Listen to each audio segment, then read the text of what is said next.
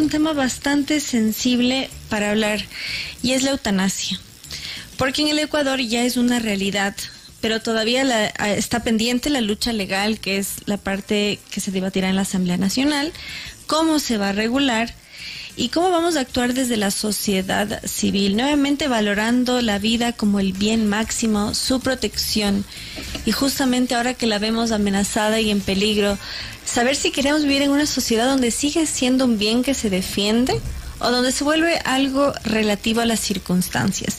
Y para eso tenemos en pantalla a quienes nos ven y en micrófono a quienes nos escuchan a Pablo Proaño. Él es abogado defensor de derechos humanos y representa a Dignidad y Derecho, que es un cuerpo de abogados que se dedica precisamente a la defensa de aquellos derechos humanos que están quedando olvidados y sobre todo de la dignidad humana. Bienvenido, Pablo. Muchas gracias, Mamela, y muchas gracias a todas las personas que nos escuchan. Efectivamente, el debate que se avecina sobre la eutanasia es un debate sobre dignidad humana, es un debate sobre cómo evitar el sufrimiento y cómo ayudar realmente a los pacientes y a sus familias para que esos últimos momentos de su vida puedan ser dignos y puedan ser realmente acompañados con atención médica, con todo lo que necesita una persona en estos momentos. La discusión está recién empezando. Los proyectos de ley tienen que llegar a la Asamblea Nacional y ahí se va a construir lo que va a ser una ley de eutanasia, y esa ley tiene que estar completamente permeada de un debate transparente, un debate informado, un debate científico y técnico que nos permite entender la complejidad del tema, no solo desde el punto de vista médico, sino también desde el punto de vista ético, porque este tema, justamente como se ha venido tratando hasta ahora, ha sido todavía con una falta de discusión, con una falta de conocimiento, y qué importante que podamos tener estos espacios para profundizar más, para entender conceptos y para buscar el bienestar del paciente, que en última instancia es lo que todos queremos.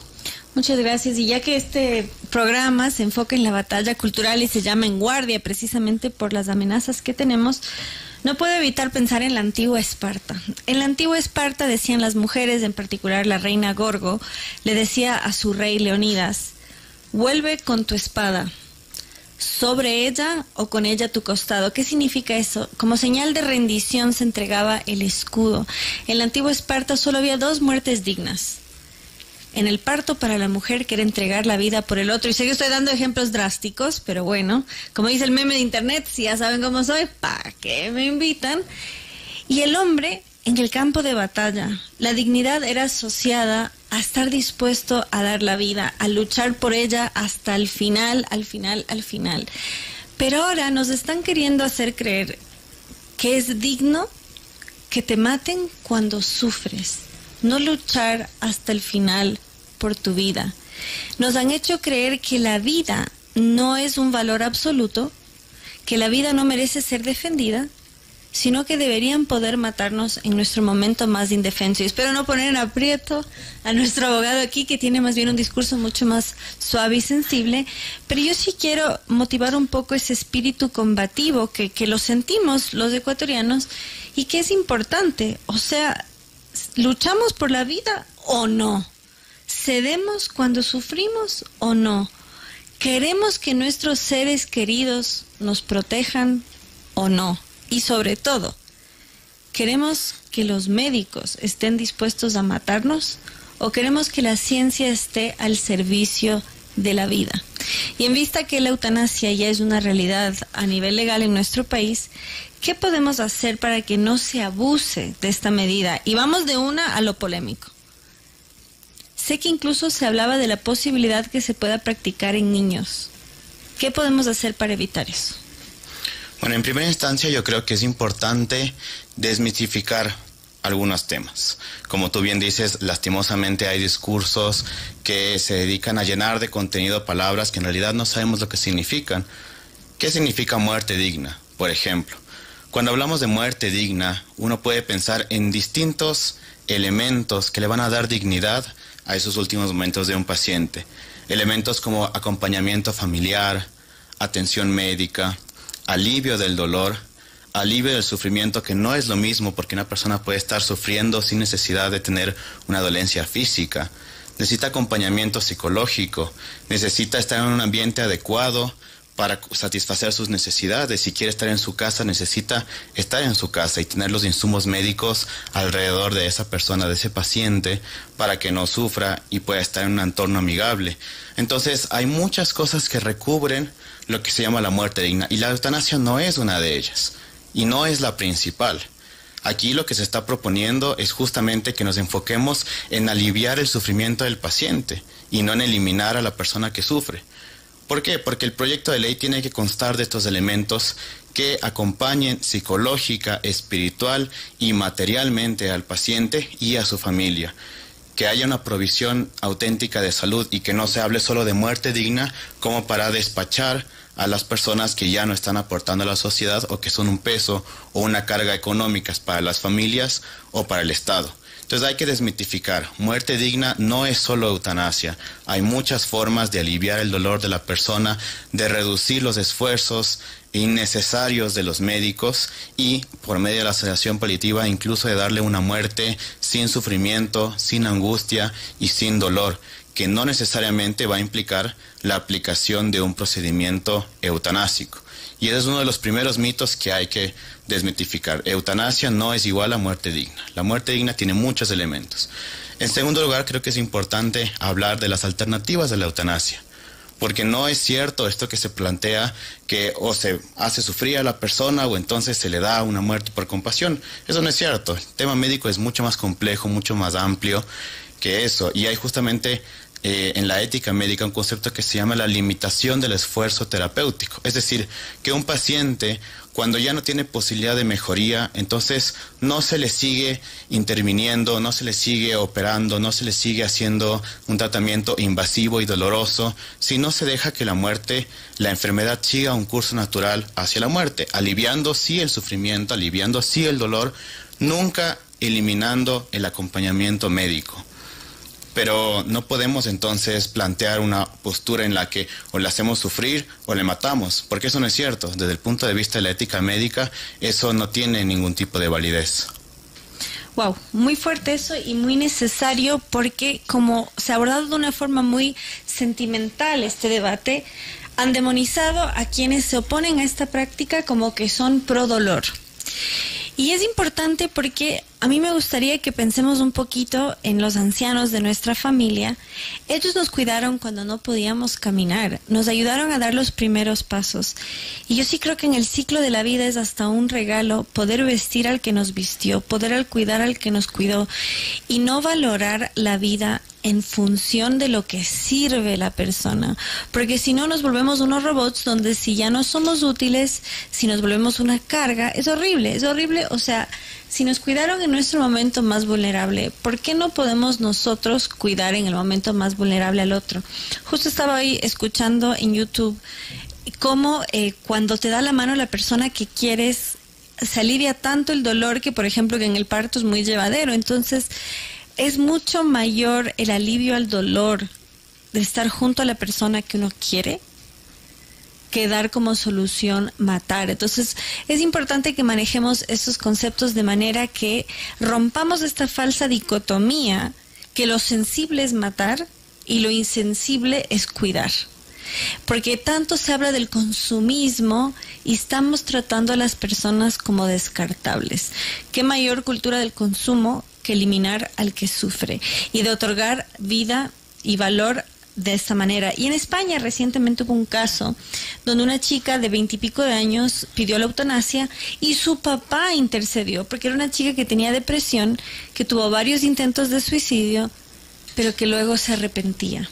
Entonces él justamente decía, puede pasar de nuevo que pide este proceso y luego se arrepiente. Entonces, si una persona está sufriendo, porque ojo, no solo es alguien que tiene una enfermedad mortal, que es como se nos presenta en el Ecuador, sino que cuando esto se permite se va flexibilizando e incluso ya aplica a las personas que sufren dolencias de carácter emocional como la depresión. Y nuevamente por eso hice la pregunta inicial. ¿Queremos una sociedad donde nuestros seres queridos nos cuiden o donde firmen para que nos maten? Este padre valiente dijo, yo a mi hija la protejo y la salvo. Ahora, quiero retomar, y perdón si soy imprudente, el tema de los menores, porque sé que es uno de los temas más sensibles, porque no hay un límite de edad en este procedimiento. Y creo que si algo podemos estar de acuerdo como sociedad, es que no se debe matar a los niños, o deberíamos estar de acuerdo. Entonces, ¿qué previsión hay en esta materia? ¿Qué frenos puede haber y si son necesarios? Este debate es un tema muy interesante porque se ha dado en muchos países donde la eutanasia ya está reconocida desde hace varios años, en Bélgica, por ejemplo, en estos países nórdicos, y se ha hablado mucho de qué hacer cuando un niño en una situación de depresión o un niño en una situación de una enfermedad pide la eutanasia. La primera pregunta que vale la pena hacerse es, ¿quién va a tomar esa decisión? Porque desde el punto de vista legal, los niños son representados por sus padres. ¿Qué pasa si es que los padres no están de acuerdo? Y te pongo el caso que fue uno de los que se han discutido también aquí en el Ecuador, un caso de un padre de familia, bueno, una familia de padres divorciados, donde el niño de 12 años recibe un diagnóstico de cáncer terminal. La mamá, por su lado, está dispuesta a vender la casa, a vender el carro, a poner todo el dinero a disposición para un tratamiento, para poder darle quimioterapia, asegurarle unos años más de vida. Y el papá dijo, no, yo no quiero que mi hijo sufra, tiene el diagnóstico, con eso vamos y pedimos la eutanasia. ¿Quién va a tomar la decisión? ¿Quién va a tomar la decisión que va a ser lo mejor para ese niño? Entonces, todos estos debates éticos, todos estos debates incluso legales alrededor de la eutanasia de niños es lo que ha impedido que en otros países pueda avanzar esta legislación, porque hay una conciencia generalizada de que la vida de los niños es una vida por la que vale la pena luchar. Y puede ser que un niño en una circunstancia difícil no vea el fin del camino, pero somos nosotros los adultos, los padres, el Estado, la sociedad, los que tenemos esa responsabilidad de dar vida donde hay todavía una vida, donde hay todavía una esperanza. Y lastimosamente la Corte Constitucional dejó esa puerta abierta y la Defensoría del Pueblo está permitiendo entonces, o lo que va a entrar con el proyecto de ley sería esta discusión de que los niños sí pueden solicitar la eutanasia. Es un tema francamente muy grave porque en el momento en el que se discute la eutanasia, se va a seguir ampliando y se va a seguir ampliando, y esta es la prueba final de ese tema. Básicamente nos enfrentamos a una situación en la que cualquier vida puede apagarse en cualquier momento y la sociedad no va a hacer nada al respecto. O sea que ya está pasando en el Ecuador que hay padres de familia que están pidiendo que maten a sus hijos. Y yo creo que hay que decir las cosas por su nombre, como dicen nuestros compatriotas en la costa, hay que decirla plena. ¿No? Porque eutanasia suena científico, está en antiguo griego, suena algo muy lejano. Pero en Ecuador ya hay el caso de un padre de familia que pide que maten a su hijo. Suena fatal, pero claro, nos han vendido esta idea de compasión, y el primer caso de pedido de eutanasia en el Ecuador era de un padre que pedía que maten a su hija. Y perdón, pero yo no lo voy a edulcorar y espero no me traiga problemas, pero sí, ya saben por qué. Pero esa es la cosa, nos dicen que no quieren que sufra, pero tenemos una madre que está dispuesta a todo para que viva su hijo, o que al menos viva lo más posible, porque nuevamente es el debate ético de la vida como un bien mayor, como la vida como un bien a ser defendido, y saber que esto empezó por un caso de una muerte terminal, digamos, de un diagnóstico terminal, de una muerte inminente, pero que ya incluso se puede aplicar a niños. Entonces, realmente planteémonos cuáles son los límites que ponemos como sociedad, a qué se debe permitir y a qué no. Si un padre debería tener derecho a que maten a su hijo, pero ¿qué pasa si la madre no quiere? ¿Quién tiene la voz superior? Como sociedad, ¿qué vamos a decir? Ok, los padres tienen la patria potestad, pero un padre tiene derecho a que maten a su hijo. O sea, realmente yo creo que son preguntas éticas que hay que hacerse, que hay que plantearse, hay que cuestionarse y hay que tener la libertad de cuestionarlo sin tapujos. Si alguien se indignó hasta ahora, sepa disculpar, pero realmente yo creo que hay que escarbar un poco, porque estamos llegando a un punto donde ya pierde sentido, ¿no? Entonces, ¿cuál sería el siguiente paso? ¿Ya pasa a la asamblea o antes de eso hay alguna acción de protección, algo que se puede hacer a nivel civil? Bueno, en este momento lo que tiene que ocurrir es el debate en la asamblea, justamente. Tiene que ser un debate informado, tiene que ser un debate plural, tiene que ser un debate que incluya voces de médicos, voces de organizaciones en favor de las personas con discapacidad, voces en favor de estos grupos vulnerables de nuestra sociedad, que van a ser aquellos los que se expongan a la eutanasia. Y con eso justamente yo creo que vale la pena indicar otro de los grandes mitos que hay alrededor de la eutanasia, que es que la eutanasia es un derecho. Eso es un mito completamente. En primer lugar, porque la Corte Constitucional nunca dictaminó que la eutanasia fuera un derecho como tal. Nuestra Constitución no lo dice. ¿Qué significa que la eutanasia no sea un derecho? Que sí hay un derecho a la vida, hay un derecho a la salud, y dentro del derecho a la salud hay un derecho a los cuidados paliativos. El Estado es el que tiene que garantizar que haya provisión de medicamentos en los hospitales, que haya médicos que puedan operar. Actualmente en el Ecuador tenemos una provisión de 3% en cuidados paliativos. Es decir, que solo 3 de cada 10 ecuatorianos que necesitan cuidados paliativos los están recibiendo. Y esos otros 7 ecuatorianos siguen manteniéndose en una situación de dolor, de sufrimiento, porque el Estado no es capaz de garantizar. Entonces, si yo tengo por un lado un Estado que tiene que garantizar mi vida y salud y cuidados paliativos y provisión de medicamentos, y por otro lado le otorgo al Estado esta facultad de matar a las personas a discreción, entonces, ¿qué es lo que va a ocurrir? El Estado va simplemente a optar por la salida más fácil, que va a ser, antes de ofrecer tratamientos, ofrecer la eutanasia. Darle quimioterapia a las personas es demasiado costoso, ofrezcamos la eutanasia. ¿Cuántas personas están en este momento haciendo fila para recibir diálisis en los hospitales del IES? Y todas esas personas entonces van a verse expuestas a que el Estado les pueda proporcionar un psicólogo que le diga, no, ¿sabe qué? Yo creo que lo que usted quiere es morirse. Siga por favor por esta puerta. ¿Cómo vamos a proteger como sociedad a los grupos vulnerables si es que estamos dando al Estado esta posibilidad? Por eso la eutanasia no puede ser un derecho. Será una decisión del paciente en determinadas circunstancias, tal como lo dice la Corte, tal como lo dirá la ley, una decisión por la que puede optar. Pero no podemos darle al Estado la posibilidad de decidir sobre la vida y la muerte de los ciudadanos, porque en este caso va a descartar a los más vulnerables. ¿Y qué pasa cuando el día de mañana yo esté en ese grupo vulnerable? Mi familiar está en ese grupo vulnerable, y cuando en vez de tener que ir al IES para recibir atención médica, reciba un documento que diga, usted es una persona eutanasiable. Preséntese por favor para hacer el procedimiento. Qué fuerte y qué importante, porque a nivel discursivo, a nivel retórico y sobre todo a nivel mediático se ha manejado todo esto de manera que los sensibles son los que piden la muerte.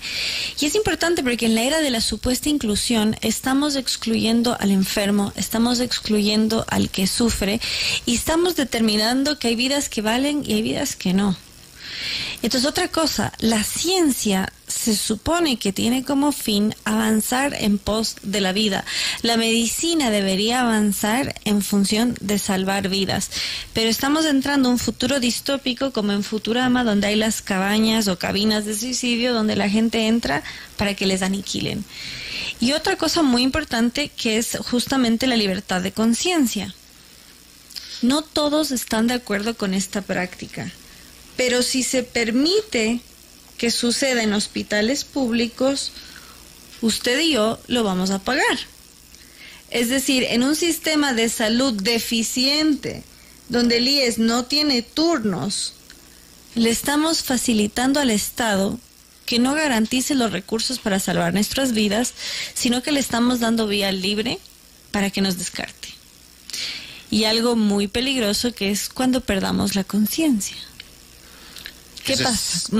Ese es otro de los temas muy interesantes alrededor de la eutanasia y muy peligrosos también, que vale la pena poner atención. Otro de los grandes mitos de la eutanasia es que es libertad, que corresponde a la decisión de cada persona. ¿Cuándo hay libertad en una decisión? Cuando hay todas las posibilidades a elegir, cuando la persona puede optar por una o por otra opción. Sin embargo, en el Ecuador no tenemos esa posibilidad. ¿Por qué? Porque lastimosamente el sistema de salud no es capaz de abarcar todas las necesidades de la población. Porque tenemos turnos interminables en el IES, porque hay muchas personas que no pueden pagar un servicio privado de salud o seguros médicos, y entonces están expuestos no a una decisión en libertad, sino a una presión porque es la única alternativa que tienen.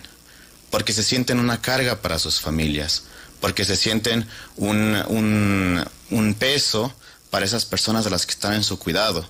Y esas personas que bajo ninguna circunstancia los podemos ver como un peso, como una carga, sino como vidas valiosas que vale la pena ser protegidas, que vale la pena que se defiendan y que les den toda la provisión que necesitan para vivir, tienen que tener una alternativa real.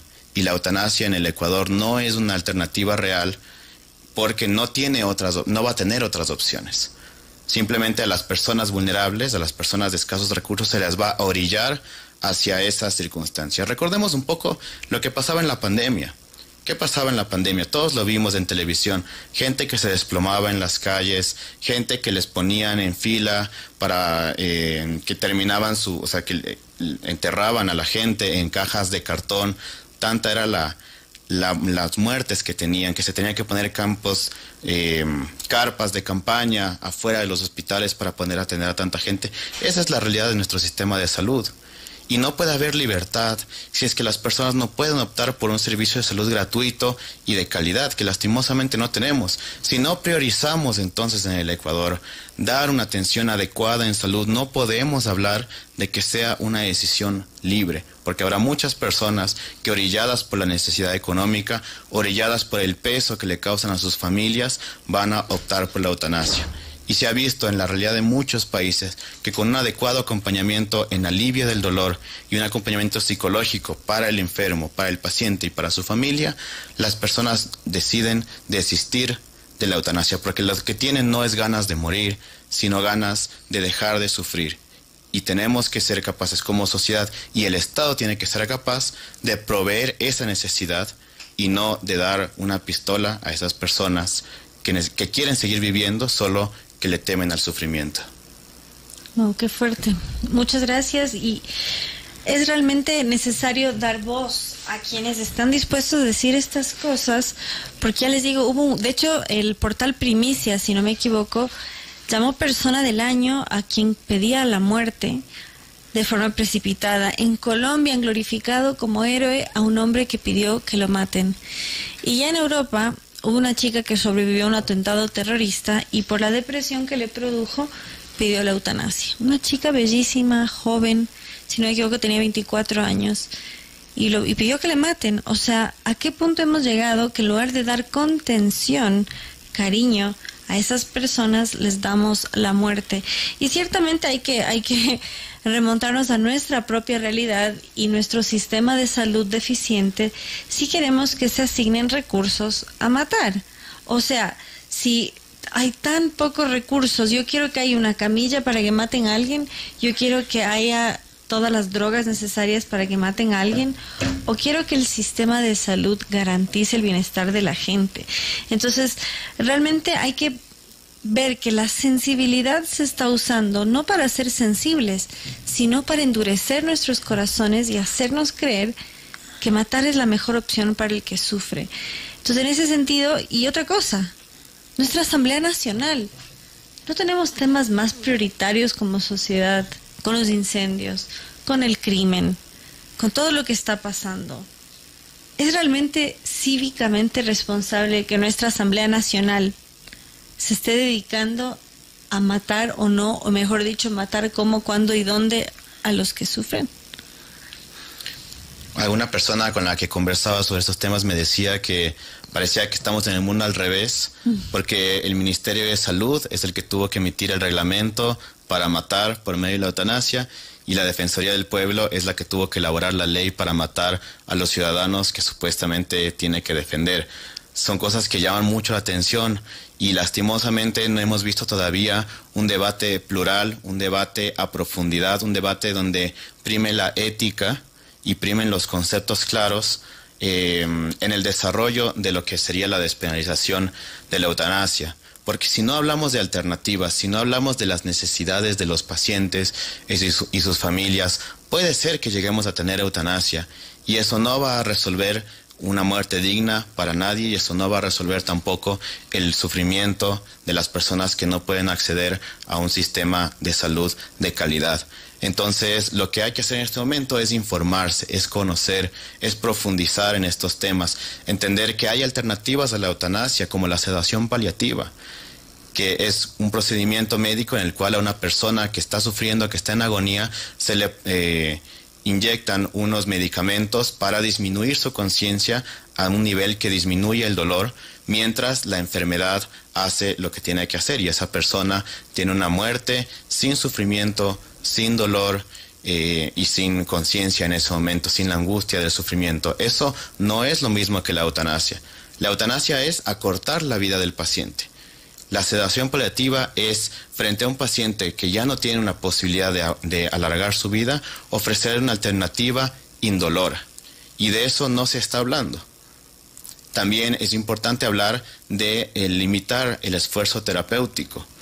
Es un tema que desde el punto de vista ético es importante, porque una circunstancia de una persona en una enfermedad grave que ya no tiene posibilidad de recuperación y que ya no tiene posibilidad tampoco de mejorar su calidad de vida, ya no es ético continuar con procedimientos que alarguen artificialmente su vida. Se tiene que buscar una alternativa en donde la vida simplemente siga el curso de la naturaleza, sin dolor, con acompañamiento para el paciente, eso sí, siempre, porque el acompañamiento médico nunca puede faltarle a un paciente, pero sin alargar esa agonía, que no es lo mismo que ofrecerle eutanasia. Sí, entonces ahí hay varios de estos temas, varios de estas cuestiones que hay que ser capaces de diferenciar respecto a la eutanasia. Y por supuesto los cuidados paliativos.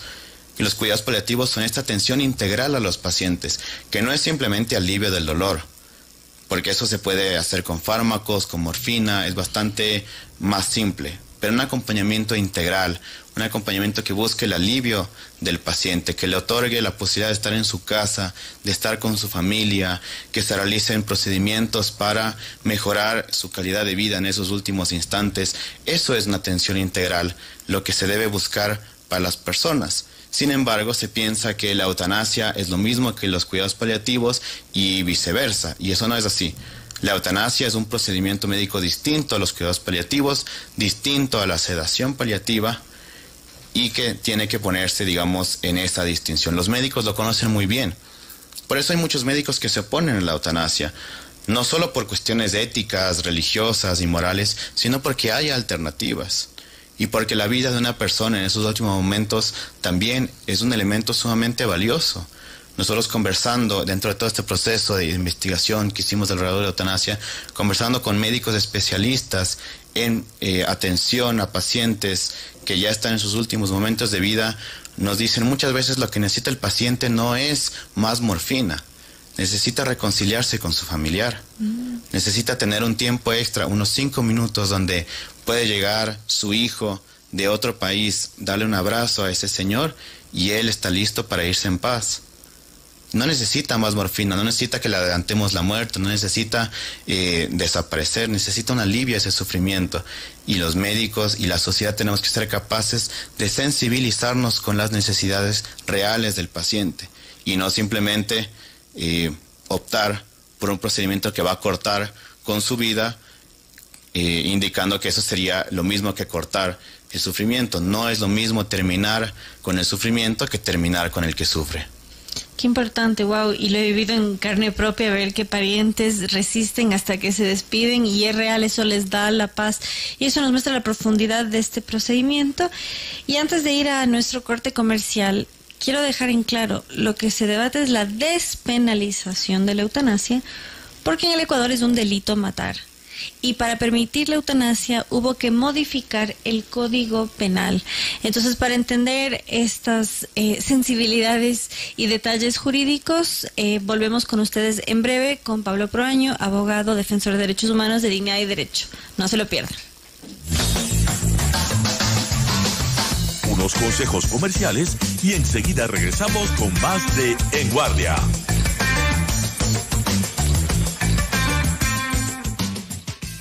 12 horas, 8 minutos.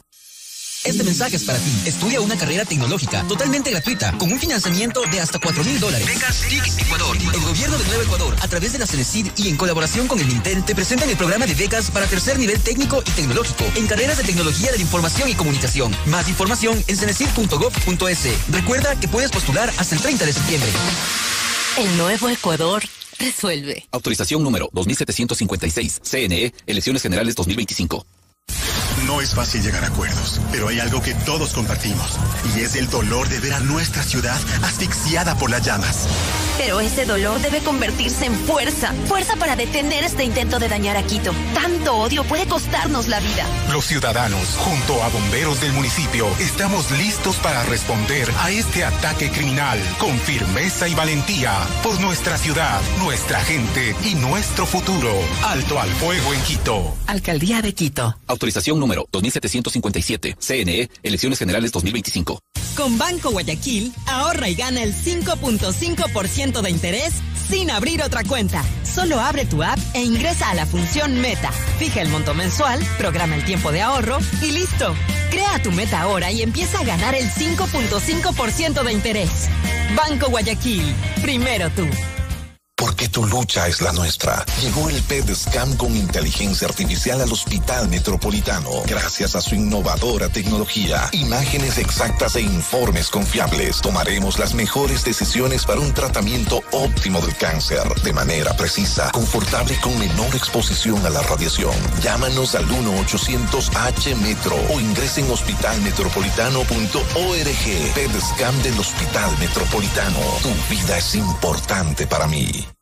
Supermaxi nos lleva a un viaje de sabores auténticos. Orgullo que se siente en cada ingrediente. Platos que nos cuentan historias de nuestras raíces y nuestras tierras fértiles. Descúbrelos en este gran libro de recetas. Llévatelo comprando $20 en productos de las marcas participantes, más $5.99. Además, puedes ganar uno de los 15 viajes a los destinos más lindos del Ecuador. La calidad no cuesta más. Supermax, el placer de comprar. 1000 razones por las que le bajamos $1,000 a nuestro Chery Tigo 2 Pro. Porque todo está caro, porque acabamos de gastar en útiles, porque ya pagaron, porque ya hay colada morada, por tu ex, porque es nuestro SUV más vendido, por la competencia, porque sí, porque el IVA subió, por estrategia, por amor a nuestra gente y porque somos chéveres. Aprovecha este nuevo precio en nuestro Chery Tigo 2 Pro y llévatelo por solo $16,990 gracias al increíble bono de $1,000. Visítanos en nuestros concesionarios Chery a nivel nacional y no te pierdas esta asombrosa oportunidad. Bueno, chicos, veamos cómo va esa tabla del 6. A ver, García Juan Pablo, 6 por 5. 30. Es 30, profe. El otro García Juan Pablo. ¡Pa! Este regreso a clases vuelve a sentirte como un niño, con todos los beneficios que tienen tus tarjetas Banco Pichincha. Participa por la devolución del 25% de tus consumos diferidos. Además, recibe hasta 3,000 millas Pichincha Miles y difiere hasta 24 meses. Señor García, ya devuélvale los colores a su hijo. Encuentra en tus helados Pingüinos 2 palitos vale otro y alegra tu día al instante. Hay más de 1 millón de palitos premiados. Adicionalmente, junta 2 palitos especiales y gana un iPhone. Alegra tu día con vale otro de Pingüino.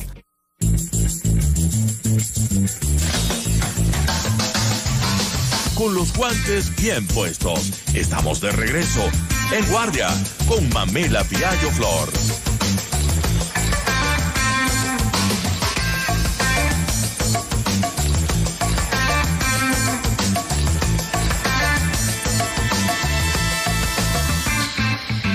Bienvenidos de regreso. Estamos hablando sobre un tema súper delicado como es la eutanasia, que nos han vendido como libertad, pero que vemos que muchas veces es una decisión que toma la gente arrinconada.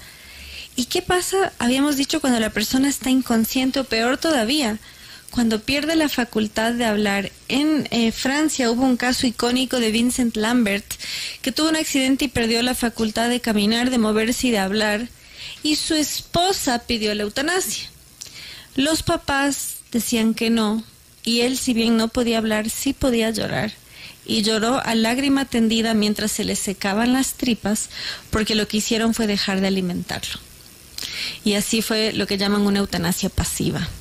Entonces, ¿qué pasa incluso en casos más severos donde hay gente que intencionalmente, por ejemplo, por una herencia, pueden pedir la eutanasia para alguien que no está en sus facultades.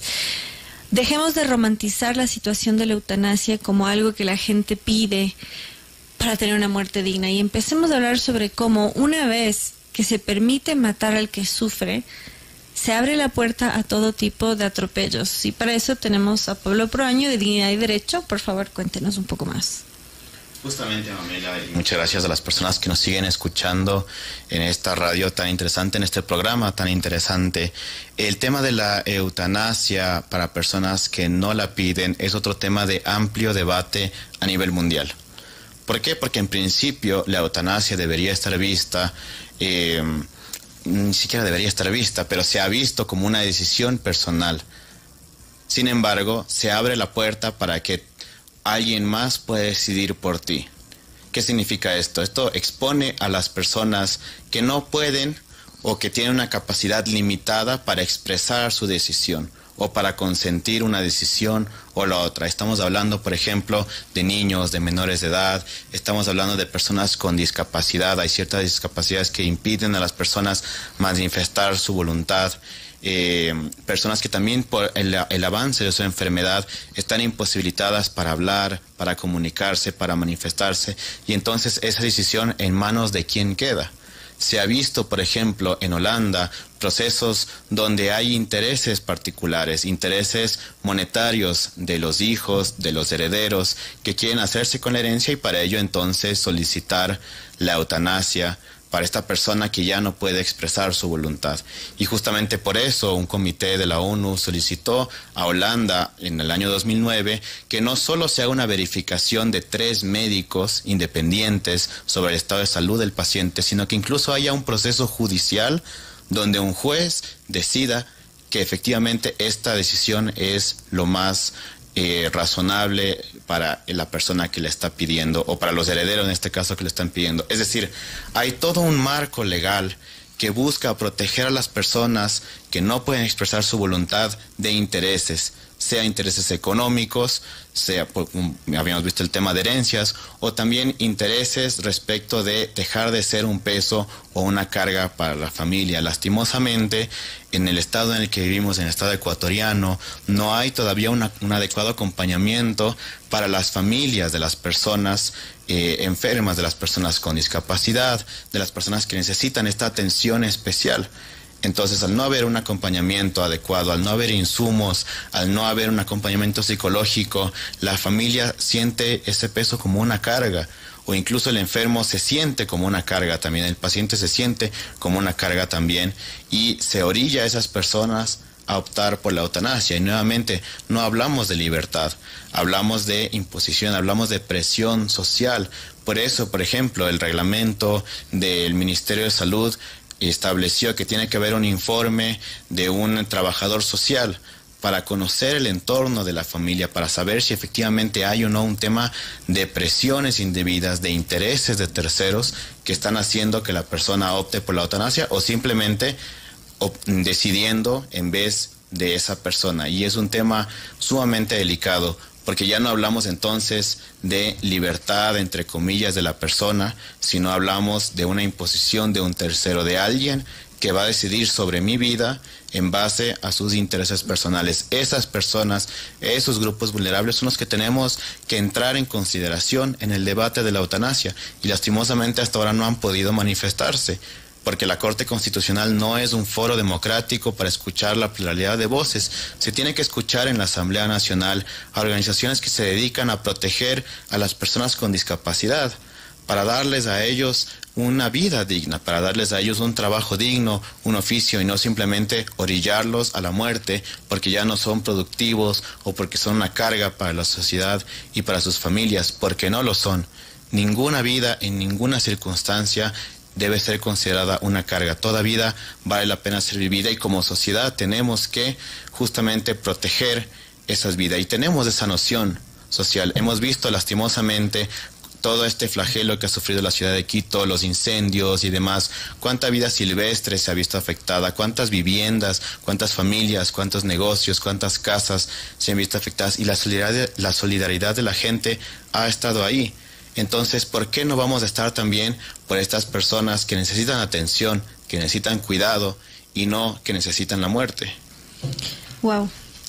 Muy importante ver esto porque vemos muchas contradicciones donde se habla de inclusión pero se excluye. Entonces hay una profunda contradicción que vemos en este discurso que alega ser progresista, pero nuevamente nos devuelve a una era donde se descarta al imperfecto. Entonces, de hecho, ya que hablamos al principio del programa del antiguo Esparta, quienes vieron la película 300 recordarán que hubo un personaje, porque en la antigua Esparta, al que era descartable se lo mandaba por un acantilado. Si no era perfecto, no podía ser guerrero. A Dios gracias, ya no vivimos en una época de guerras y de conflictos, aunque todavía existen en la humanidad, pero ya no en nuestro país, al menos no por ahora. Entonces no tenemos esa visión donde al discapacitado hay que eliminarlo. Pero tristemente, sin que haya guerra en nuestro país, se está reinstaurando ese concepto pagano, bárbaro, donde si no está perfecto, hay que eliminarlo. Entonces, cambiamos un poco el discurso donde vemos que sensibilidad no está en eliminar al que sufre, eliminar al distinto, sino justamente en acogerlo en nuestra sociedad. Y sé que ahora, si no me equivoco, es el 15 de octubre, va a haber el primer congreso sobre la eutanasia, justamente para que sea un tema que se debate, para que se escuche otras voces y para que se deje de usar el corazón tan noble de la gente para promover una agenda de muerte. Así que si nos puede contar un poquito qué nos espera y de qué se trata. Justamente en vistas de prepararnos para el debate legislativo, el primer Congreso Regional de Eutanasia se dará aquí en la ciudad de Quito el 15 de octubre, trayendo a todo tipo de profesionales del extranjero y también en nuestro país para tener un debate serio, un debate de altura, un debate ético y académico, pero sobre todo un debate humano, que es lo que nos hace falta también para discutir este tema, ver la atención al paciente en sus últimos momentos desde un punto de vista integral, buscar alternativas para proteger a las personas más vulnerables y también poder otorgarle oportunidades reales a las personas que se encuentran en una situación de sufrimiento, en una situación de enfermedad y también a sus familias. En ese sentido, el Congreso se centrará alrededor de la bioética desde el punto de vista legal, desde el punto de vista sociológico, desde el punto de vista médico, especialmente desde el tema de los cuidados paliativos, para poder mostrar realmente la globalidad de lo que implica la eutanasia, la atención médica y los cuidados paliativos en esos últimos momentos de la vida de una persona. Wow, o sea que Ecuador va a ser sede de un congreso regional. Entonces no es solo algo aquí aislado, sino que es un tema que se está hablando a nivel regional. Así es, el Congreso de Eutanasia tendrá personas y especialistas de varios países de la región, de Colombia, de Uruguay, incluso también de Europa. Tendremos una persona de Canadá que nos van a contar la experiencia en sus países, muchos de ellos donde ya se ha despenalizado la eutanasia, donde ya se ha hecho mucha investigación. Y la idea justamente es poder nutrirnos de la información, de la experiencia de otros países y sobre todo enfocados y centrados en la experiencia del paciente, en cubrir sus necesidades y en atenderlo desde un punto de vista ético, desde un punto de vista legal y desde un punto de vista médico, especialmente con énfasis en los cuidados paliativos. Te agradezco por mencionar a Canadá, porque en Canadá es donde vemos los peores extremos del supuesto progresismo. De hecho, en Canadá ya se habla del hecho de eutanasia por pobreza, porque justamente sale más económico eliminar al más pobre que darle tratamiento, porque es una persona que no se puede abastecer por sí misma.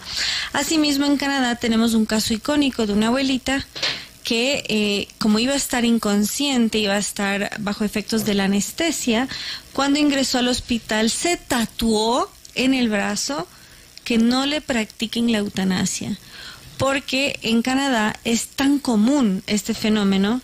Si no me equivoco, ya es 1 de cada 20 pacientes termina eutanasiado cuando ya ingresa a un hospital canadiense. Entonces es importante hablar de cifras, ¿no? Es el 0,5%, o sea, si es 1 de cada 20. Entonces es tan popular, tan común, que las abuelitas entran al hospital diciendo no me maten, y con miedo a entrar al quirófano por si las matan. Entonces, saber que esto no se trata de una excepción, no se trata de casos raros, de enfermedades raras, poco comunes, sino que ya en nuestro país están pidiendo matar a niños, sus propios padres, o en este caso su propio papá, y que se tienen que enfrentar en un tribunal mamá y papá, porque mamá quiere salvarlo y papá no. Entonces, ¿cómo responder ante estos fenómenos en las sociedades? Ahora, me gustaría que nuestro invitado, si bien nos ha dado todo el bagaje jurídico, justamente para entender el marco legal, pero háblenos un poquito desde la sensibilidad. ¿Cómo le responde a alguien que le quiere hacer creer que el aborto es que la eutanasia, ya que estamos hablando de matar, que la eutanasia es la solución compasiva? ¿Cómo responde antes? Bueno, yo creo que podemos retomar la información respecto de los mitos de la eutanasia. Uno de los mitos es justamente ese, es una solución compasiva, es muerte digna. ¿Qué es entonces muerte digna? Habíamos hablado de que para que exista una muerte digna tiene que haber un acompañamiento médico suficiente, tiene que haber alivio del dolor, tiene que haber acompañamiento de la familia y que esa familia también tenga un acompañamiento psicológico para que pueda sobrellevar el duelo de lo que implica acompañar a un paciente. Hemos visto que también hay muchas formas de aliviar no solo el dolor físico, sino también el sufrimiento de la persona, que muchas veces lo atormenta a ese momento del final de la vida. Entonces, todo esto es lo que se menciona o en lo que nosotros pensamos cuando creemos la muerte para un familiar, para un ser querido, que se sienta acompañado, que se sienta amado, que pueda gestionar su dolor y que podamos acompañarlo en esos últimos momentos. La muerte digna entonces no implica necesariamente la eutanasia. Ese es un primer concepto. La muerte digna no implica la eutanasia, implica darle acompañamiento y darle amor y atención a ese paciente, la atención que el paciente necesita. Seguidamente tenemos que entender que hay alternativas a la eutanasia, porque la eutanasia, habíamos visto, es eliminar al paciente, terminar anticipadamente con la vida del paciente, es decir, antes de que la enfermedad pueda terminar con su vida. Y en esa circunstancia tenemos varias alternativas. Tenemos, por ejemplo, la alternativa de la sedación paliativa para un paciente terminal que ya no tiene posibilidad de recuperación. Se puede optar por la sedación paliativa, que implica prácticamente sedar al paciente, dejarlo dormido, para que ese momento de tránsito no implique sufrimiento, no implique angustia, no implique dolor, y él pueda estar preparado antes de partir ya al otro lado. Y eso es realmente una alternativa totalmente válida desde el punto de vista de la ética médica y totalmente legal también. Sin embargo, se ha propuesto la eutanasia como la única salida, como la única posición. También hay una cuestión que se llama la limitación del esfuerzo terapéutico, que es el médico el que en su ética médica y con su profesionalismo tiene que discernir cuáles son los elementos que le van a alargar innecesariamente la vida y el sufrimiento del paciente, y entonces optar por no seguir o no continuar con ese tratamiento, con ese camino que ha optado, sino limitar esos esfuerzos para que el paciente pueda encontrarse al final de su vida de una forma más compasiva, sin alargar ese sufrimiento. Y también tenemos los cuidados paliativos, que como decíamos es un cuidado integral.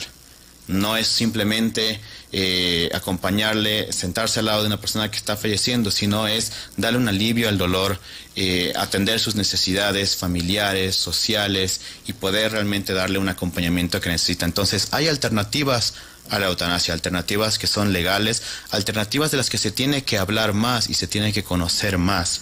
Y finalmente, pues hablar de que cuando despenalizamos la eutanasia, cuando hablamos de una despenalización de la eutanasia, nos vamos a enfrentar a estas realidades, a la realidad de que va a haber padres que quieran matar a sus hijos, a distinción de la opinión de una madre o de un abuelo que sí quiere continuar con un tratamiento.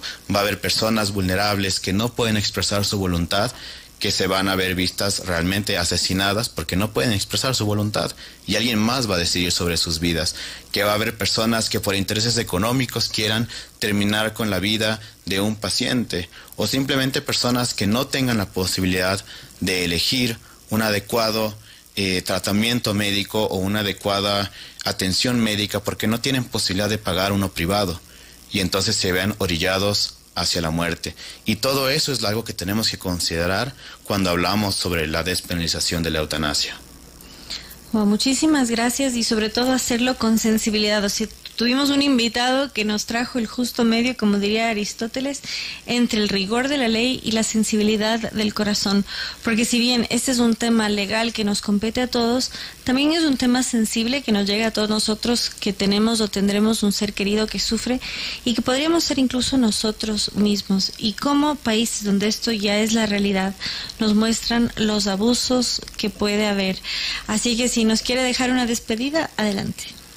Sí, yo creo que el tema más importante aquí es justamente estar informados, poder conocer, poder escuchar distintas posiciones, poder informarse realmente sobre estos conceptos y en función de esa información poder adoptar una postura, investigar sobre eutanasia, sobre cuidados paliativos y sobre todo velar por esos intereses del paciente, velar porque ese paciente que, como tú decías, hoy puede ser una persona desconocida en un hospital público, pero mañana puede ser un familiar mío, mañana puedo ser yo mismo.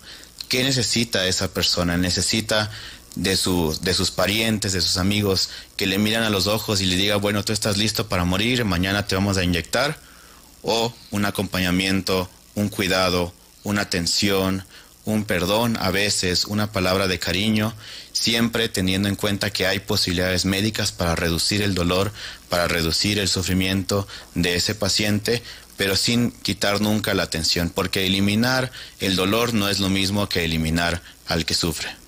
Muchísimas gracias y con ustedes nos vemos la próxima.